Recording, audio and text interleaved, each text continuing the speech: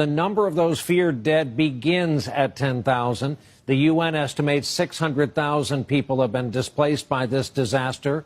The cost of all this damage could be as high as $14 billion. The storm surge completely washed away some villages and towns. Do you think that Tacloban will look like this?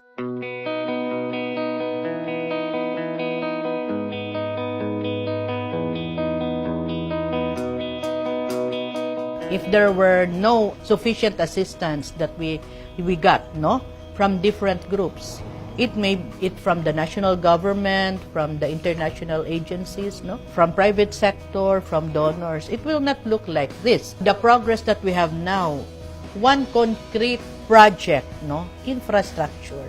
For those of you who can still remember how we look like when Yolanda happened, everything was razed down to the ground. But you did not know that before Yolanda, many of the government buildings were not repaired. They didn't have the funds. But when Yolanda happened, the rehabilitation after Yolanda was formulated. So, there were assistance for the rehabilitation of government offices. So, even our city hall. So, marami ng additional buildings, no? It's because of the funds that were allocated by the national government. Barangay halls, hospitals, we have the biggest Eastern Visayas Medical Regional Center, no? Has state-of-the-art equipment. It only happened after Yolanda.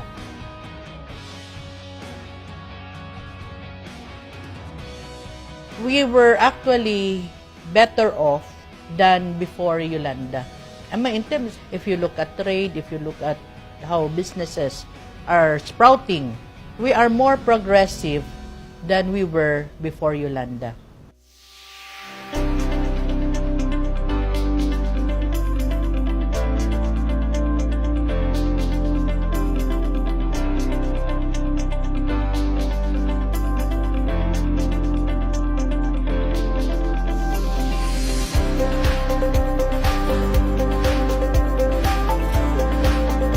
So I would suggest na we don't take everything that we read, especially if it is unverified, hook, line, and sinker. There are records and documents that can speak for themselves. In terms of relief, alam nyo ba, ilang buwan hindi kami bumili ng bigas dahil marami kaming natanggap. Marami pa ang dumarating. Hindi emergency hanggang mag-rehabilitation na, meron pa rin dumarating. It was an opportune time for local governments to make use of that opportunity, to maximize the resources that were given to us. And for us as a people to learn from the lessons of Yolanda. And also to be grateful of the assistance that we have received.